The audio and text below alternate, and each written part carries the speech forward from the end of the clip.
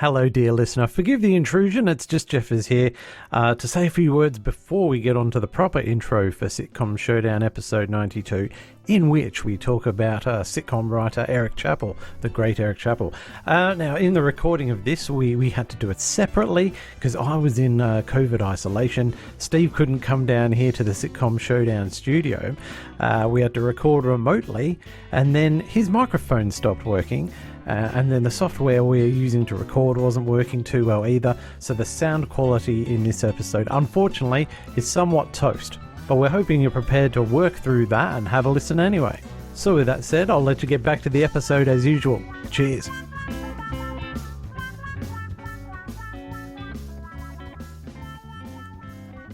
Hello, dear listener, and welcome to Sitcom Showdown number 92. And my name is Jeffers. Hello. And I'll hand you over to my co-host Steve to tell us what we are covering this time around in EP 92. Hello, listeners. It's our very first writer spotlight, which was suggested by John on Twitter. He asked the question, can we get an Eric Chappell special following his sad passing last week? So yeah, it's a pleasure to do that, John. Thanks for the suggestion. I hadn't even noticed, Jeff, that Eric, who is one of sitcom writing's greats, had passed away. So, yeah, we're going to be talking about Eric in this episode. And then we're going to move on to discussing one of the episodes he wrote from a sitcom called Fiddlers Three, which again is one of the suggestions that John gave me on Twitter. So, how about we talk about Eric for a while? Yeah, sounds good to me. Yeah. Cool. So he was born on 25th of September 1933 in Lincolnshire in the UK. He was educated at Grantham Boys Central School and worked as an auditor for the East Midlands Electricity Board for 22 years. Now, strange move for someone who's known for sitcom writing, but during that time he wrote several novels, which were rejected by publishers. And he later said in an interview with Adam Coxon, "I wrote terrible novels. I mean, awful novels that I thought ought to be quite good, but weren't. I remember reading them years later and hating them." So, yeah, he canned his own novels, and but he eventually decided to try his hand as a playwright. And another quote from the same interview, he says, "So I sent my kids and family away. I got the typewriter out and typed it for a week. I'd done a rough draft, and my rough drafts are awful. I always tell people when they say my stuff's not very good, always hate your first draft because you can change it totally. And so I'd written this terrible first draft. I typed it for a week and gradually improved it as I was doing it. When I finished it on the Saturday, I remember walking in the sunshine down to the post office to post it. I'd got an agent who liked some of the early stuff I'd done but hadn't finished, and I posted it saying, 'It's a well-worn path. It's about a bit of a racial prejudice and that sort of thing. It probably won't take, but I thought I'd do it. When I posted it, I thought to myself, I'm a playwright. Whatever else I am now, I'm a playwright.' And I was. That's the first time I ever acknowledged the fact that I had a title." End quote. And this, Eric's first play, The Banana Box, premiered at the Phoenix Theatre in Leicester in 1971. It starred Wilfred Bramble. Don't know if that name rings a bell, Jeff. He played the senior steptoe in Steptoe and Son. And he was playing a character in the play named Rooksby, who was a landlord. This sounds familiar. Anyway, yes, so the play must have done well in Leicester because it was followed by an Oxford Playhouse touring production, which ended up at the Hampstead Theatre Club in London in May 1973. Now, this version starred Leonard Rossiter in the lead role, and it also had Francis Latour and Don Warrington in it. Now, some people will know, or might be able to guess from the names I just mentioned, where this is heading, but I'm not going to jump ahead just yet. Now, it was around this time in 1973 that Eric became a full-time writer, which I think is a tribute to his tenacity to keep plugging away and trying new things. We've already said how he was working in a completely different field for 22 years, and during that time he was plugging away at his books, and then he tried transitioning across to the playwright. So, yeah, good on him for keeping going until he found success. Now, according to LeonardRossiter.com, Eric had written numerous sitcom scripts which had been turned down until HTV accepted one called The Spanish Dancers. That starred a dude called Henry McGee. Oh, Henry McGee. And it was a comedy. Sorry Yeah, now, to chip in there, Steve, but Henry McGee is extremely famous in the Goodies fan community as playing multiple roles in a sort of running thing where he was the master of several identities, master of disguise. Yeah. He was a nasty person, but always known as also the music master and various other people. And he was part of a bit of a double act with his thick offsider called Gerald. Gerald. Yes, I had all those things noted down here. Oh, sorry. Plus a photo of Henry to jog your memory if you needed it. But you didn't need it, Jeff. No. It's all there. And well known to Benny Hill fans as well, of course. Yeah, I was going to say he was Benny Hill's straight man for many years.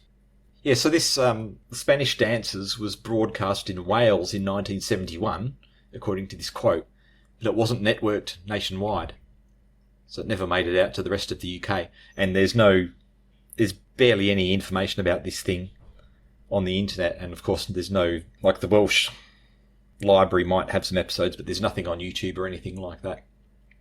So that's kind of an interesting one. And then he had 2 further sitcoms commissioned at pretty much the same time, which would go on to cause a few problems, as you might expect. One was The Squirrels. And The Squirrels aired on ITV, which is the case for most of his shows, which is why we didn't see... I don't think we saw a whole lot of his shows in Oz. No. But I could be wrong about that. This one was made... Squirrels was made by ATV, but most of the others were made by Yorkshire Television. Now, the Squirrels was an office comedy, which ran for 3 series between 74 and 77. And the other sitcom he had commissioned at the same time was called, and you might have guessed it, Rising Damp, which also started in 74 and would go on to be the much more successful of the two. And we've got a clip here where Eric explains what went wrong with the Squirrels and the solution that the higher-ups had to solving the problem of getting enough scripts pumped out. So what was the genesis? So the Squirrels is a show which people don't remember so well, but ran for 3 series and was a...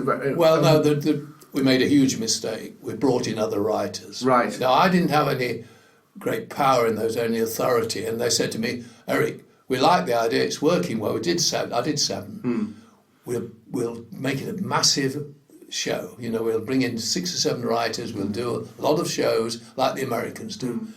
What they didn't realise was, in America, they're very talented writers.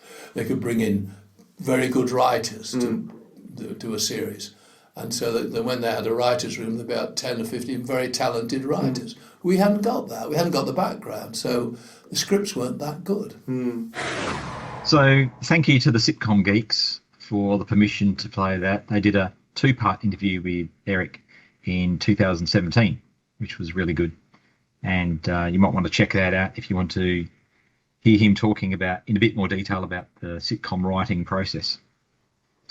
But back to Rising Damp, that went on to run for 4 series on ITV from 74 to 78. And Rising Damp won the 1978 BAFTA for Best Situation Comedy.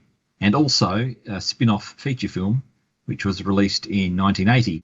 So that TV show had brought back Leonard Rossiter, Francis Delatour and Don Warrington from the theatrical run of The Banana Box, and they added the great Richard Beckinsale to the cast for that.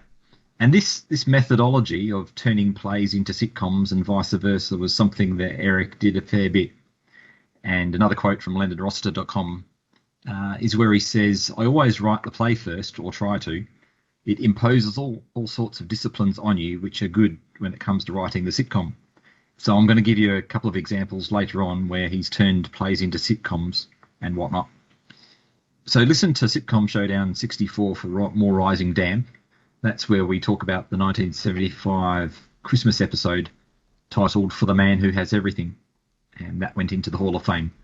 Yeah. Remember that one, Jeff? I do. Yep.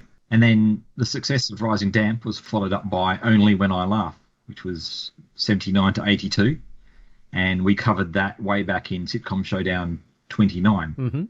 And Jeff, you'll recall that was set in a hospital, which featured some great actors, including James Bolam, and also the recently departed Peter Bowles and Richard Wilson from One Foot in the Grave. Yes. I enjoyed the plot of that one. With the looking out the window and seeing the accident. And I haven't watched it since we recorded that back in 2018, but I still recall it because it was a really effective episode, that one. Yes, I'm going to be talking more about looking out the window when we get onto our episode of Fiddlers 3 later on. I see. That's one of his hallmarks, is it? Windows. Well, it might be. So Eric went on to make many more sitcoms, and I'm going to talk through a list of them, the more notable ones now, and we'll discuss certain bits and pieces. So I'm going to start with The Misfits, 1981, The Bounder from 82 to 83, which had Peter Bowles again, and George Cole, who we know as Arthur from Winder. Yep. Now, the play False Pretenses was inspired by the characters that they played. And then we move on to Duty Free from 84 to 86, which was co-written with Jane Wah, who apparently had been Eric's assistant at one point too. So obviously she moved on to helping him with the writing of some of these sitcoms. And that one had a Dutch remake, according to IMDb. Last of the Duty Free was a theatrical sequel to the TV series. So he followed up the sitcom with a sequel to that in the theatre. And Gwen Taylor, Keith Barron, and Neil Stacey returned to their previous roles from the sitcom when the play opened at the Royal Theatre in Windsor in April 2014. So there's some kind of an interesting story there, Jeff, because that's almost 30 years after the TV show. So it'd be interesting to know how that came about. Yeah, and did they in the play did they have that 30 years had gone by and real time sort of thing? I wonder. Yeah, it's a bit like Big Finish making, audio dramas with the Doctor Who actors 30 and 40 years after the fact. Yeah. All right, we'll move on to Home to Roost, which ran from 1985 to 1990, and that starred John Thor, well-known actor, and that ran for 5 seasons. Now, that had a US version, that one, which was called You Again. That was less successful, and that lasted for only 2 seasons, totaling 26 episodes. Then we had Singles, 1984 to 1991, which was also co-written with Gene, and that had a Dutch remake, according to IMDb. And then there was Natural Causes, 1988, Haggard, 1990 to 1992. Now, this one's interesting. This is set between 1777 and 1778. So it's in the Georgian era, same as the Blackadder. Yes. And that was about the exploits of Squire Haggard, the Squire's 25-year-old son Roderick, and their servant Grunge. Now, I actually went looking for that one because that's quite interesting, but there were no episodes to be found on YouTube. I totally found one within about 5 seconds of looking this evening. It was probably about 6 minutes worth, I think. Yeah, but that's all you need to pass cruel judgment on something. Hey. But what I did note, though, of course, the same actor was the one who played John Thor's boy in Home to Roost. So I think it's the same actor played the son in 2 different Chappell sitcoms. Of course, I could be corrected on that. So, well, we've already seen apologies if I'm wrong. Peter Bowles turned up in 2 separate sitcoms written by him, so maybe that was one of his things. Then the final show on the list I've got here is Fiddlers 3, which we'll be talking about more shortly. So Eric seems to have been busy up until the early 90s, and that was around the time when he was in his early 60s. And then he seems to have wound down the TV output after creating 9 sitcoms and writing 200 scripts in 20 years. Oh. And, so what an output. Yeah. I didn't go through the exercise of comparing his output to some of the other greats, but it's pretty impressive. It's consistent. Yep. And I've got a quote here from comedy.com.uk, which says, "So as game shows and reality TV ruled, what would a comedy writer do for the next 20 years? Chappell's answer was to go back to the theatre. He has written 25 plays since 1993, which have consistently toured in the UK and abroad, as well as being performed by amateur companies up and down the country." So that's what he went on to do. Yeah. Yeah. And LeonardRoster.com says, One of his plays is always being performed somewhere in the UK and have been produced as far afield as Kenya, South Australia, South Africa. Well, there probably is. Well, South Africa and Australia. That's why I thought South Australia. And as we've already noted, American and European versions of his sitcoms have also been produced. And then Eric passed away, sadly, on the 21st of April this year, aged 88, having made a vast contribution to our sitcom canon and made many people laugh. Absolutely. Yes. So, having reviewed his career and how he got to be the writer he was, we're going to take a short break, listen to a clip, and come back and talk about Fiddlers Three.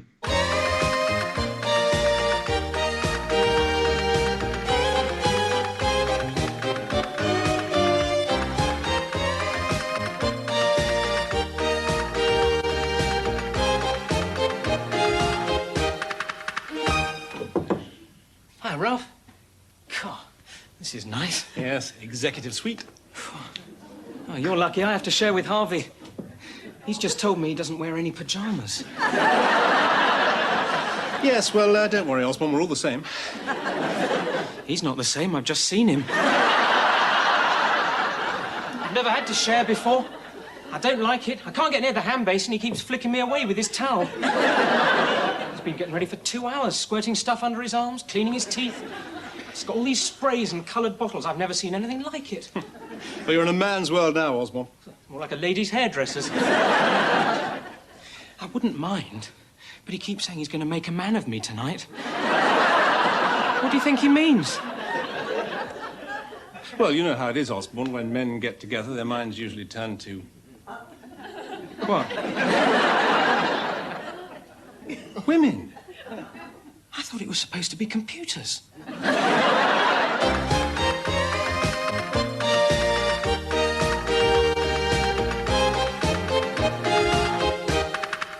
All right, we're back from our clip. Now, this will be a briefer review of the episode than we would normally do because I wanted to dedicate more time to talking about Eric's career in the first part of this episode. So having said that, Fiddlers 3, this title's a little bit ambiguous, and I spent a fair bit of time, Jeff, trying to figure out what it meant. Google was no help. So I did fail, but where the they name weren't came just from.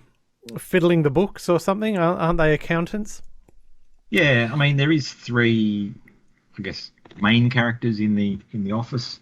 Yeah. A lot of the action revolves around, so I don't know if that's the kind of idea that it's going for, but it doesn't. If you don't count JJ, if you leave him out of it, he must have his own office. Yeah, he's fiddling in his own office. Yes.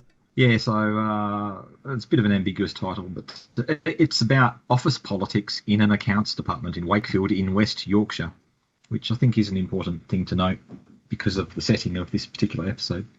Now, IMDb called this a sequel to The Squirrels, but they're wrong, I figured out. Uh-huh. It's actually a remake of The Squirrels. So what they did was exclude the scripts that had been written by the other people that they got on board to write The Squirrels. So they kept the ones that Eric had done, and obviously he's put a bit of polish on those ones. But it's a bit of an unusual situation, don't you think, Jeff, that essentially in the same country you would remake the same show 10 years later. Less than 20, yeah, that's right. Well, I suppose it didn't get repeat. I mean, if it didn't get repeats, then you could get away with it a bit. But if it was a highly popular, if Squirrels was being repeated every other year, then certainly that would be a weird move to update it. Yeah, I guess if it had been successful like Rising Damp, you would never have gone this route. But the fact that it had probably gotten like dwarfed in popularity and everything by Rising Damp, they got away with it. Anyway, this was produced by Yorkshire Television for ITV, and it ran for 14 episodes from the 19th of Feb to the 21st of May 91. Now, we know the lead actor quite well, Jeff. It's Peter Davison. Yes. Yes, he's playing Ralph West. So Ralph, this character, is a well-scrubbed, pink-cheeked, well-meaning, public school-educated, accident-prone, failure-cum-idiot. What? Okay. But soft-centered and likable with it. Who's been with this character of this accounting company for 15 years. I'm taking these descriptions from nostalgiacentral.com. Now, where do we know Peter Davison from? Oh, where don't we know him from? By crikey. I know him from his 1 or 2 appearances in Toast of London. No, of course, we grew up on Doctor Who out here in Australia, and particularly the Davison era got a lot of run down here. And, you know, obviously we know him from All Creatures Great and Small, which I dare say was also infinitely repeated or just a bit later in the evening. The original series of All Creatures Great and Small. Yeah, absolutely. You've got to say they're the main two, but I mean, we know that wasn't there Mixed Blessings he did and various other things, and you know. Yeah, so sitcom wise, I've noted Sink or Swim for the BBC and Holding the Fort for ITV, and the other thing that I've noted down here for him, but of course he's got a long list of credits. He's never stopped working. Yeah. The other thing I noticed here was he appeared as the dish of the day in The Hitchhiker's Guide to the Galaxy. Oh, that's right. Made up as a piggy space creature. That's it. Delicious. Yeah. And then the next person I want to talk about is Paula Wilcox, who we haven't discussed yet on Sitcom Showdown. Yes. Yeah. Well, so you know, we've never done Man About the House. No, we'll get around to her sooner or later. So she's playing Ros West, who is Ralph's loving and competent wife. Now, Paula made her start in The Lovers, which also starred Richard... Why can't I say Richard Beckinsale? I just can't Just call him Ricky B. Yeah, Ricky B. They did 2 series and 13 episodes of that. And they had a feature film spin-off of that, which was released in 1973. And then she went on to play Chrissy in 39 episodes of Man About the House, which is what we, like you've just said, that's what we know her for the best. But she also did, and she's another one that's just continued to work. She's done 2 series as the lead of Miss Jones and Son, and not most recently, but recently in Upstart Crow. Yeah. Yeah, she plays Shakespeare's mum, Mary. Oh, yeah. So it's great to see her still working and appearing in great sitcoms. Oh, yeah, absolutely. And look, I'll just chip in and forgive me if you were about to do the same, but I was blown away to see, because we have covered Still Open All Hours. And of course, Paula Wilcox was in that as the lady who gave birth to young Leroy, Grenville's son. What? You're kidding. Yeah, so she was Grenville's big hookup, which produced young Leroy. No way. Yeah. So she just appears in, the first episode of Still Open All Hours? No, I think it was, it might have even been series 2 or something, that she turned up. So that's some kind of a special episode further down the track. Yeah, it was quite remarkable. Yeah, it could have been a Christmas special, dude. My memory's not serving me well. Look, I think she's a strong candidate for a future actors. Oh, I'll write that down. Good call. Then we've got Charles Kay. He played J.J. Morley, the paranoid office boss. Peter Blake as Harvey, the handsome, skirt-chasing, work-shy Harvey. Now, Peter Blake, do you know what he also played? Yes, yeah? I certainly do. He's the unforgettable Kirk St. Moritz from Dear John. And he's done a lot of other things, but yes. So would you say that handsome, skirt-chasing, work-shy Harvey is kind of a similar character to Kirk St. Moritz? That's what it says in my notes, yeah. Sorry, I'm reading your notes. Well, look, and now's as good a time as any, but as you know, I listen to the SADO podcast, which stands for Sitcom Archive Deep Dive Overdrive. They've just done both series of Dear John, which I know is not a Eric Chappell sitcom, but it does, there's a lot of Kirk action and a lot of Peter Blake action, and so I'm very familiar with him just at the moment. And they are he's just an upmarket Kirk, essentially, Harvey. What's upmarket about him? He's like a bit better dressed or a bit more employed? Or yeah, what? That's both. Okay. Yes. All right, well, let's move on to Tyler Butterworth, who plays Osborne, a daydreaming, innocent lad who works in the office, and Cindy Marshall Day, who plays Norma. And the description from Nostalgia Central is quite interesting. It says bimbo shaped. I don't know what a bimbo shape is. What? I don't know. I'm gonna throw an attempt out there and say curvy, perhaps. I don't know. I've never come across bimbo shaped before.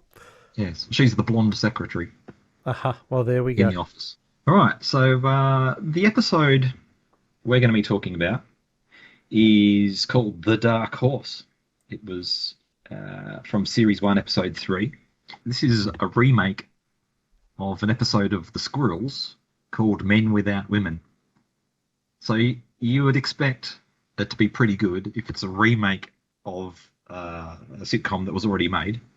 And Eric's put polish on this from, he's now got 20 years of sitcom writing experience under his belt, and he's pulling polish on something he's already written. So, yeah, you'd expect it to be pretty good.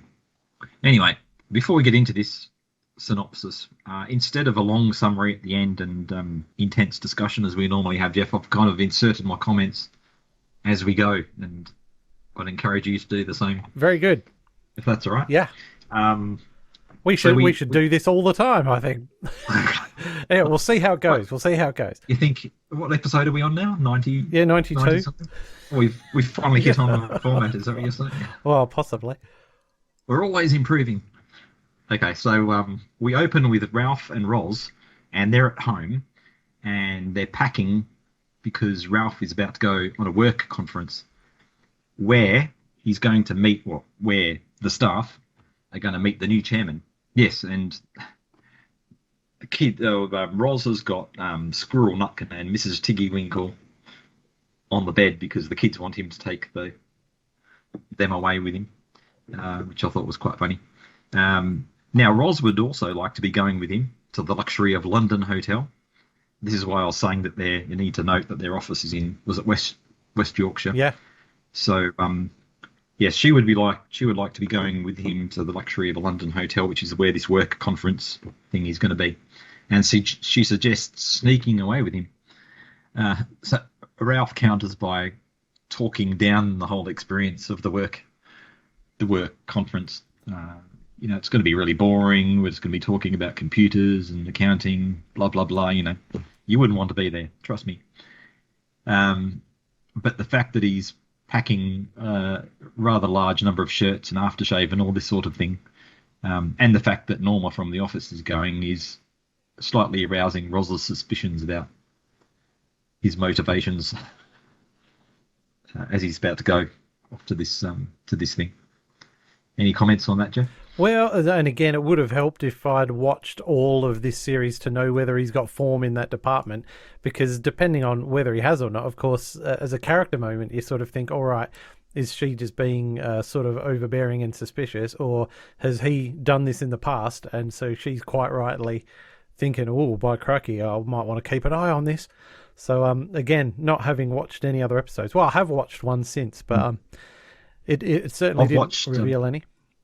I've watched everything that's available on YouTube, and there's nothing in there that suggests he's, like a womanizing character like Harvey's. Aha. Yeah. All right. So maybe she's being a bit paranoid. I don't know. Anyway, Ralph is saved by the arrival of Harvey, who is honking his car horn downstairs, and this is where Eric Chappell is making use of off-screen action, Jeff. And we've already talked about, how he did this in the episode of he masterfully did this in the episode of Only When We Laugh, which we looked at previously. So Ralph rushes off, and Roz says, "Aren't you forgetting something?" And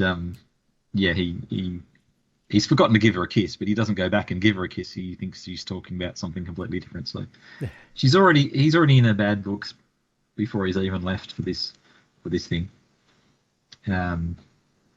So from one bedroom to another, we move forward now to Ralph's hotel room, which is an executive suite, no less, Jeff. Oh. It's pretty nice.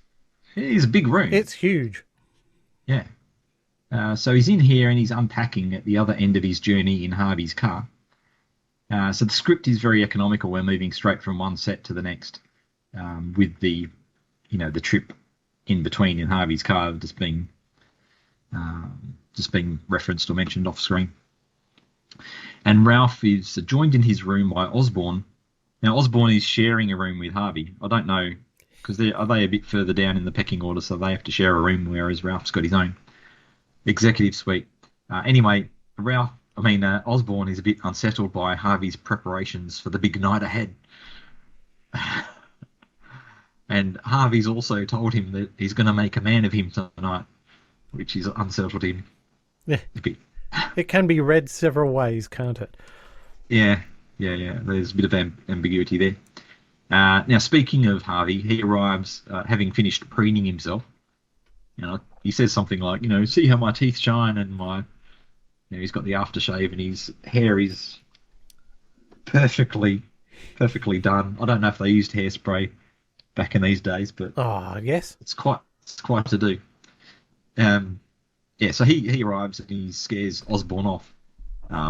Not before reiterating the threat that he's going to get him a woman tonight. Oh boy. Well, that's clarified things a little bit for Osborne. Yes, it has. But he's still not looking tremendously enthusiastic about Harvey getting him a woman. But Harvey is he's enthusiastic about Ralph being there now, because he's not one of these under the thumb family men, right? He knows how to have a good time. And Harvey says, "No one expects us to be monks." And Ralph says, "We've only been here 2 hours, Harvey." Oh my goodness. So the plan is that Ralph is going to be Harvey's wingman as Harvey seeks to seduce Norma from the office tonight. And the plan is that he's going to invite Norma and another lady who they've got to find at some point during the night back to an intimate party in Ralph's room, where presumably Harvey's going to put the moves on Norma. But Ralph doesn't seem to be completely on board with this, would you say? No, he's quite reluctant, and he doesn't want to lose face in front of Harvey. Obviously, he wants to be seen as just as much the man as Harvey is. But yes, he's in a bind, isn't he? Because he's got this foolish pride that means he doesn't want to be seen as not willing to cheat on his wife, but at the same time he doesn't want to cheat on his wife. Have I laid it out too starkly there, do you think, Steve? Or? No, and I think there's also a bit here of, if he's caught hosting a party of some sort in his room on a work trip, he's not being quite the responsible employee. So no, I think he's also considering that angle. No, that's absolutely right. And we see this from Kirk. Oh, I'm so sorry. We see this from our mate Harves. We see this from Harvey. He's a very manipulative, sly chappy, and he does put people in these positions. And I might bring it up later, but in another episode I watched, he did a very similar thing. So in a very self-serving way, it should be in Ralph's room, Anyway, yes, right. Yep. Absolutely. Now, the next scene, we move on to the bar downstairs, where Ralph and Harvey are in there, and they're scoping out ladies, obviously looking for someone else that they can bring along to the party back in Ralph's room. And they're doing the off-screen thing again, Jeff, as they're talking about this lady who they're kind of looking at straight across from them in their line of sight. But of course, we never get to see this lady that they're talking about. So yeah, I love the way he does this. While they're doing, or just after they're doing that, they're warned by JJ, who has now arrived, that the new chairman is in the building. So they need to conduct themselves properly. They're here for work, not pleasure, okay?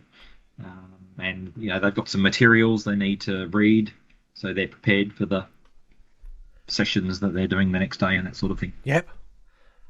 So hang on, this is the first time I ever laid eyes on the character of JJ, right? So the first impression I have of him as, all right, this is the bloke in charge.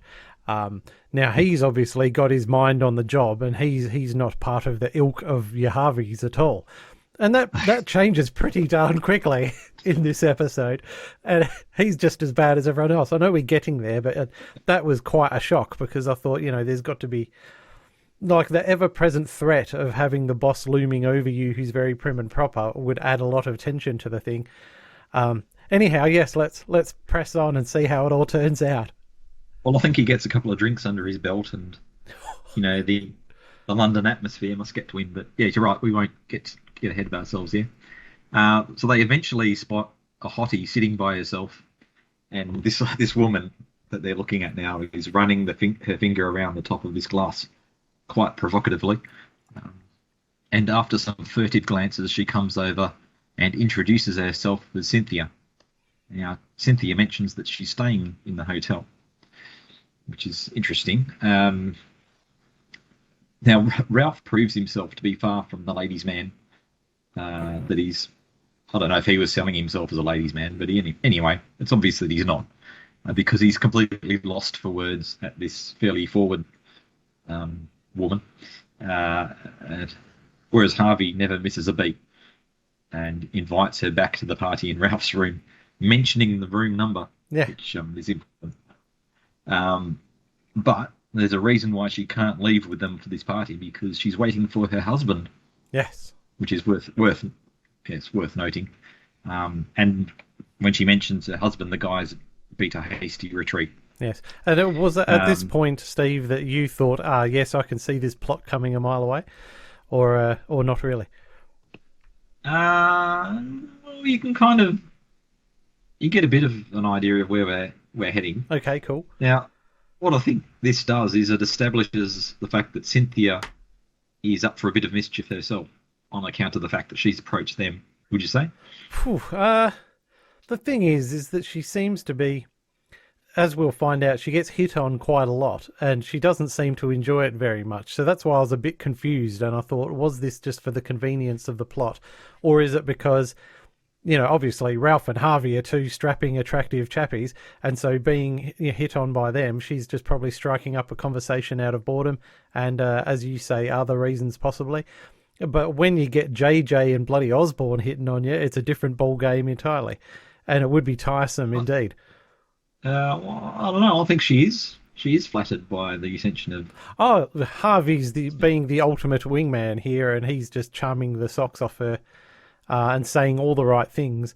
And he's saying, "Isn't that right that you think that, Ralph?" And Ralph's going, and he can't get a word out. So, yes. Yep. I don't know. There's some mixed messages going on here. Yep. But let's roll with your interpretation. All right. Well, we'll see how we go as we move forward in the plot.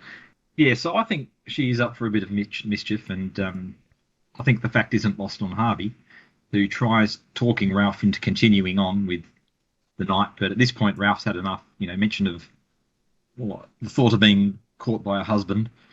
Yeah. Talking to a wife, I think that kind of does him in for the night. And so there is a gap in time here, but we don't know exactly how long. And he heads back to his room to do some reading for tomorrow. Now, yeah, so he seems quite relieved when he sits down on the bed and he's put Harvey behind and this crazy night behind him. But then he notices this bra. Now, is that the bra is on the bed, right? And then walking into the bathroom door, which is closed, he notices a garter on the floor. So, yeah, obviously enough time has passed from the conversation with Cynthia where his room number was dropped. Enough time's elapsed from that to this scene we're in now for her to have possibly got back to his room, because he's looking rather flustered by these events and he calls out, "Cynthia, is that you?" Yeah. But who appears from behind the bathroom door? Mrs. Ralph. Mrs. Ralph, the lovely Paula Wilcox, yes.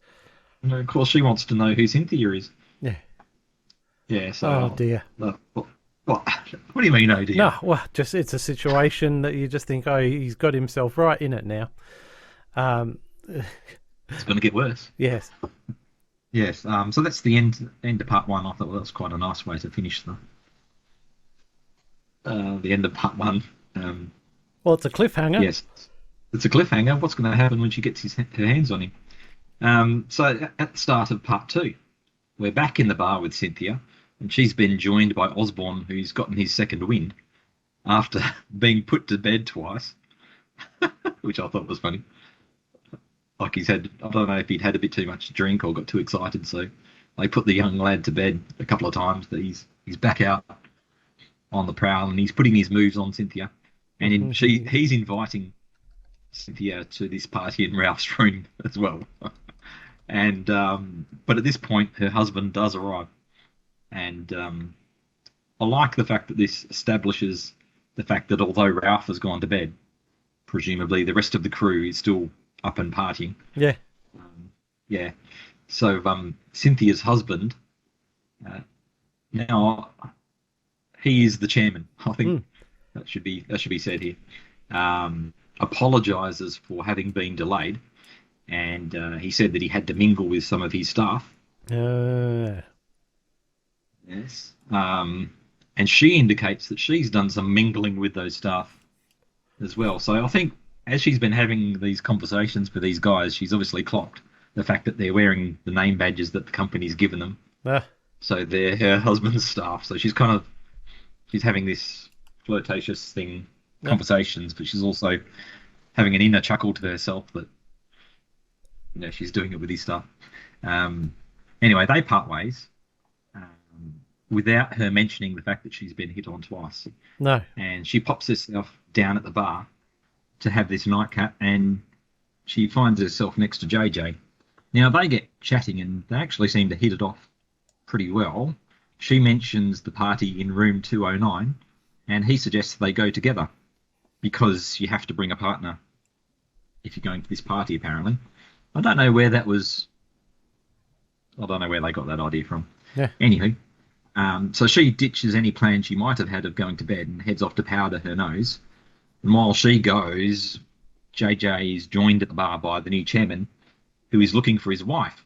But of course, JJ can't help because he hasn't had the pleasure of meeting the chairman's wife. He doesn't know what she looks like. Yeah. I think what's happening here is that the chairman's come back to confirm that Cynthia's gone off to bed, so he can get on with whatever shenanigans or whatever he's got planned. Yeah, and maybe he needed to refresh his drink as well. Who knows? Yeah, might have needed a top up. Because anyway, he confesses to JJ that he's looking for a diversion of the lady kind of diversion. Yes. And JJ mentions the party in room 209 to the chairman, which sounds pretty good to him. But of course, he needs a partner to take to the party, and he spots young Norma across the room looking rather fetching in her red dress. And by the way, so we're pretty much all set up for the farce to come. Yep. At this point, did you find the age difference between the chairman and Norma? And she's given him winky, come over here, big boy sort of eyes, right? So she's obviously looking for a rich older dude with tons of cash who's very distinguished. You know, like me. Yeah. Anyway, but yes, that would be sitcom showdown at Gmail. Yeah, that's right. So they like if young Cynthia there. Well, you mean you were the rich I'm the rich distinguished dude. I'm not the. Oh, sorry. I'm not the secretary in the red dress, Steve. Not today, anyway. So the this is what's happening, and you're right. I think if Cynthia and the chairman had kids, they would be about Norma's age, surely. Yeah. You know, absolutely. Like young, early 20s sort of deal. Yes. So there's an epic age gap going on here. Yeah. But that was standard back in the 70s when this was originally written. Well, I was just about to say that might have been more the case back in these days. Anyway, so we're all set up. All the pieces are in place. And we rejoin Ralph and Roz, who are in their room. And things are a bit argumentative. She says she's come to the hotel trying to find out if their marriage still has life because their outings consist of unexciting things like voting or returning library books. Yes. Which I thought was good. Yeah, and one of my favourite gags is, you know, she wants to find out if the marriage was dead. And Ralph says, if our marriage was dead, it'd be more peaceful. Which is the one line that made me laugh out loud. I think that was pretty darn good. I mean, it's up there with They've Put Me to Bed Twice from Osborne, which is a cracker of a line, as you said earlier. All right, so then she suggests spicing things up by getting a shower together. It actually takes him a minute to cotton on to what she's suggesting here. Yeah. And then, he finally starts coming around to the idea of her having joined him at the hotel. So, but what happens is before they can go off to get their shower, there's a knock at the door. And he hustles Roz into the bathroom. And I think this is because, in theory, spouses shouldn't be staying at the hotel on the company's dollar. That would be frowned upon. So he shoves her off into the bathroom. And he answers the door, and there's immediately this huge, noisy rush of people through the door past Ralph, and, the party's well and truly started. Yeah. There's probably what do you reckon? 20 or 30 people. Yeah, I was about to say the same. Yeah, probably 36 people. Yeah. JJ's there, closely followed by Cynthia, who's kind of interested in him. Yeah. He's a good dancer, Steve. Well, he's got the moves. Yeah. He's definitely got the moves. The chairman and Norma arrive, and they start dancing. And the only other thing I want to say here is that Ralph has positioned himself in front of the bathroom door to keep people out. No. He doesn't want anyone to go in and see Roz, or I don't think he wants Roz to know what's going on in his room either. Oh, if she's stone deaf, perhaps he's got a hope that she won't figure out what's going on. Yeah, it's a bit like that. Anyway, things kick off because the chairman and Cynthia clock each other dancing with other people. Yeah. Cynthia dancing with JJ, who's obviously the chairman's employee, and the chairman dancing with Norma, who's about 40 years his junior. Yeah. Oh boy. So instead of being tucked up in bed and meeting with the staff, they're out being naughty. Anyway, this causes the party to leave Ralph's room almost as abruptly as they arrived. Yeah. And as they're on the way out, I don't know if you noticed this, but Harvey wasn't in the party. Mm-hmm. He arrives or rocks up just as the party's gone out by himself. But he's very impressed that Ralph has actually hosted a party in his room, and I think the scale of it was much more than he could have hoped for. Yeah. And but he's even more impressed when he enters the room and notices Roz's underwear. Yep. And Ralph's You've got a woman here. Yeah, that's right. Ralph's two top buttons are undone, and he's got his bow tie thingy hanging around his neck in a very loose fashion, suggesting that he's been up to something. He's looking very bedraggled. Ralph is. He's certainly looking flustered as well. Yeah. He's got parties coming in and out of his room. Yeah. So Harvey says to him, "How did you do it? I've been coming to these things for years and never... ... He cuts himself off because he realises that he's admitting that he's never been able to actually get a lady interested in him. Of course, he's not realising that it's Ralph's wife. And Ralph says smugly, "Well, some of us have got it and some of us just haven't." Yeah. Oh, my goodness. And so he shows Harvey the door, boots him out, and finally lets Roz out of the bathroom. And she throws a towel at him. And of course, she's heard the whole party business going on and probably heard Ralph playing up to Harvey as if he's some kind of a ladies' man. Yep. So he's in deep trouble, Jeff. Oh, well, he deserves to be in deep trouble. But, he's not getting a shower. At least... He's not getting a shared shower. No, probably not. Everyone at work thinks he's a genius, though, so that's all right. That's all he cares about. Yeah. And that's us. That's the end of the episode. Blimey, crikey. And look, just to rewind quickly to yes. Harvey. Now, we cut to this shot just before everyone leaves the party, and we get the aforementioned scene where Harvey's very impressed by Ralph's party. Harvey's standing in the hallway, and he's listening. He's crouched or sort of bent over, listening at the door to all the incredible action. And of course, when you can't see what's happening, your mind tells you that it's even more incredible than it really is. And then the door whips open, and all these dozens of people come filing out past him. And he's just watching this procession of pissed up people pouring out the door. And so I thought that was a brilliant bit of writing there, with Harvey just turning up at the hotel room door, listening to it. And he's missed all the action, Steve, and he thinks Ralph is a wizard. Yeah. Totally. It's I think it's an end that, saves a lot of things. Yes. Oh, okay. Yeah. I know we promised the listeners we wouldn't go into summary mode and rave on about it for half an hour.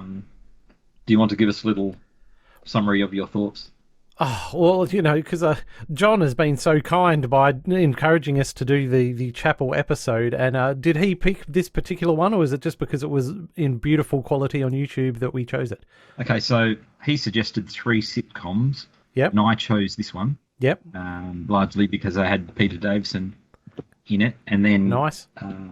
I picked the episode myself. And to be fair, there's limited choices when it comes to Fiddlers 3. Well, we haven't got access to the full suite of episodes. And I'm not nominating this for the Hall of Fame. No, of course not. No. No, it's just that all I was going to say is that I had trouble figuring out what kind of show it was from this, because I think if you're a fan of this show, Fiddlers 3, and then you might fancy this episode because ordinarily, of course, it's all stuck in the office. And we do love when our sitcoms go to a different place. And it's got that bit of novelty, So if you're a Fiddlers 3 fan, this episode might be a highlight because it puts the characters you like in a different situation. But if you're coming into it fresh and never watched it before, like I couldn't get a handle on it because they're not in the office, so it doesn't work as an office sitcom. They start out in the family home, and it's not really a relationship sitcom because they go off to this hotel. And so it's not a family show. I don't need my sitcoms to be classified into these, cheesy classifications. But yeah, it was hard for me to get a handle on. And I thought as fast goes, I could see all these fast plot points coming a mile away. You knew Cynthia was going to be the chairman's wife. And, it all got paid off really well. I love the way it was paid off. It's not Seinfeld level though. But anyway, all that to say that they're my little observations about that. This has just got such a good cast, this show. By the way, this is with the exception of Tyler Butterworth's drunk acting. Now let's take a sidestep into the drunk acting ratings. We've seen some masterful drunk acting over our 92 episodes, Steve-O. And I'll have to say, for poor old Tyler Butterworth, who is the son of the meddling monk, he his doesn't measure up. Oh, look at you. He doesn't measure up. I didn't buy his drunk acting when you compare it to a Bernard Black or a some of the other magical drunk acting we've seen. Yes, well, Cynthia certainly wasn't having a bar of it. Yeah. She wasn't impressed. No. Yeah, no, I think you're right. Yes. Yep. But yes. No argument for me. Any opportunity I can take to go into the drunk acting spreadsheet, fair enough. Right. Anyway, I'll give you a bash, Steve. What were you going to say before we get back to Mr. Chappell himself? No, well, I think you're right. This is an atypical episode of Fiddlers 3 because they're not in the office. But interesting, it is the 3rd episode in the series, so. Oh, really? It's not like you had 10 episodes in the office and then this one took them out of that environment. So anyway, that's kind of interesting. But yeah, I think it's just it's very tightly plotted, and you're just moving on from one thing to the next. Boom, boom, boom. There's no fat in it, and every plot point is seeded really well. Like the room numbers mentioned and the part, all this stuff. It's all in there. Yeah. Did you think really it has to be that way? Because being on a commercial channel, you've only got 24 minutes to play with, and that has to include opening credits, closing credits. So you can't muck about, really, can you? No. And I think you see here, there's a limited number of sets. So you can see, well, it looks like a theatrical farce, doesn't it? You got a limited number of sets. Mm-hmm. It's kind of doors being opened and shut and funny things happening. Yeah. I could really see how this could translate to a play quite easily. So that's really all I had to, I thought it's not necessarily a 5-star episode going into the Hall of Fame, but it's pretty decent and gives us a good snapshot or example of some of Eric's writing. Yeah. And it's one that we haven't covered before. No, and what you say makes sense because I had observed certain things about Mr. Chappell, and then when you said that he it writes plays before sitcoms, and the act of playwriting imposes those disciplines that you said he mentioned. And having those restrictions helps you write more tightly, and that helps for sitcoms. And it explains what I saw in breezing through a whole bunch of the sitcoms he'd done. especially Duty Free, where it's always just 2 to 4 people chatting on a couch. It's just they do it in different rooms. And then I thought, I wonder why this is the way it is episode after episode. I mean, fair enough, it's set in a hotel or on a cruise ship or something, but this plays before sitcoms method really explains how that, comes to be. Yeah, that was that one you just mentioned was an interesting sounding sitcom idea, because I don't know that I've really heard of a sitcom set in a holiday somewhere. Yeah, well, not by the people taking the holiday. I mean, Heidi High, obviously, they're working and stuff like that. No, I know that's not what you meant. Are we wrapping up on Fiddlers 3 and going back to Mr. Chappell, or are we still talking Fiddlers 3? Yes. No, I think we can move back to Eric. Cool. All right, well, as we do, I did have a sort of thought about, because Fiddlers 3, it struck me as being like a very, very tame Swiss Tony. In that, you've got your sort of pretend lady killer guy with Harvey and Swiss Tony, of course. I mean, it doesn't match up one for one, but it's set in the office, and you've got the young bloke, which is, Osborne, but obviously Paul in Swiss Tony. And you've got, for a lack of a better, more politically correct term, you've got the hot young secretary, which of course is Norma, is Miranda. And there's so many parallels with Swiss Tony, but this is a very, very tame. And knowing that it's a remake of 1970s stuff, and it's all very middle class, whereas I think Swiss Tony has a bit more working classness in it as well. Anyway, so I just thought, it's given me the Swiss Tony vibes, which for me is a positive, but for you would probably be a negative, I think. Oh, well, swings and roundabouts. So did you want to say something else about Eric Chappell before we sign off? Oh, dude, well, no, what I've enjoyed... I did have the luxury of a day off today, and I just watched a whole bunch of Eric Chappell episodes, whatever I could find. And, by crikey, I was so unbelievably impressed by Home to Roost, because I wanted to check out this Dinsdale kitty, because I saw that, he was the young lad in Haggard, and he was the young lad in Home to Roost. And, geez, that kid was a good actor. And, I mean, it had John Thor in it, as you mentioned. And John Thor's a superb actor, but I watched the very first episode of Home to Roost. I mean, the subject matter's quite tense, it's not very nice, but the writing was unbelievable, and the acting was 100% convincing. It was... Home to Roost was great. I mean, I wasn't that impressed by Duty Free, because I just... the acting was so good that I believed the characters who they were, and I did not like those characters. And so, therefore, they're doing a good job. They're doing a good job, but I wouldn't watch that for fun with Duty Free. But as you say, interesting idea for a sitcom. So I should have chosen Home to Roost. Oh, well, not necessarily. I mean, holy moly. And The Bounder, anything with Peter Bowles in it, dude, is getting a thumbs up, I enjoyed the episode of The Bounder I watched. So, yeah, dude, there's a lot of stuff there, and we haven't even gone back over Rising Damp and Only When I Laugh. I mean, would you say that earlier stuff was better than his later stuff, or have you not watched enough to pass judgment, so to speak? No, I wouldn't say I've watched enough of the whole lot of all these shows to say, but I couldn't really comment. I mean, he must have continued to be writing at a high quality pretty much through the whole way for it to have that run to have lasted 20 years. Yeah. I mean, it's pretty rare. Quite amazing. Yeah. I was thinking about Duty Free, right? Yep. When we were young, Duty Free was this amazing, luxurious thing where, someone, like one person might go away overseas every 2 years or something like that. And they would go to this thing called the Duty Free shop, and they would buy, some exotic thing like a bottle of liquor or some toy you could never find on the shelves at home, and it would be cheap as chips and just amazing. And these days, I guess there's some of that still, but it's not the thing it once was. No, people, if you said Duty Free to people these days, they wouldn't even know what you were talking about. Yeah, because you can more or less get everything, can't you now? But yeah, no, you're absolutely right. All right, well, I've run out of things to say about Eric.